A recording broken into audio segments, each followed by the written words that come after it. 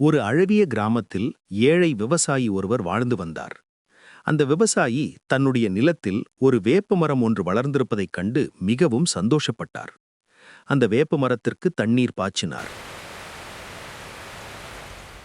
அதற்கு உரமிட்டு மிகவும் கரிசனையோடு வளர்த்து வந்தார். சில வருடத்தில் அதில் பலாப்பழம் காய்க்கும் என்று ஆசையாய் காத்திருந்தார். சில நாட்களில் பழம் காய்த்தது. அவர் எதிர்பார்த்தது போல் பலாப்பழம் காய்க்கவில்லை, வேப்பம்பழமே காய்த்திருந்தது. அவர் வேப்பம்பழம் காய்த்திருந்ததை நினைத்து மிகவும் வருந்திக் கொண்டிருந்தார். நான் பலாப்பழம் காய்க்கும் என்று இவ்வளவு காலம் காத்திருந்தேனே, எவ்வளவு கஷ்டப்பட்டு வேலைகளையெல்லாம் விட்டுவிட்டு தண்ணீர் பாய்ச்சினேன், உரம் போட்டேன், எவ்வளவு கரிசனையாக பார்த்து கொண்டேன் என்று தனியாக கவலையில் புலம்பிக் கொண்டே இருந்தார். அந்த சமயத்தில் அந்த பாதையாக சித்தர் ஒருவர் வந்து கொண்டிருந்தார். விவசாயி கவலையோடு இருப்பதை எண்ணி, ஏன் இப்படி இருக்கிறாய் என்றார்.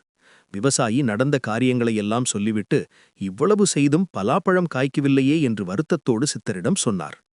சித்தர் விவசாயியை பார்த்து சிரித்துக்கொண்டே, நீ நீர் பாய்ச்சியது, உரம் போட்டது, கரிசனையாக பார்த்து கொண்டது எல்லாமே வேப்ப மரத்துக்கு. பின் எப்படி வேப்ப மரத்தில் பலாப்பழத்தை எதிர்பார்த்து நின்றாய்?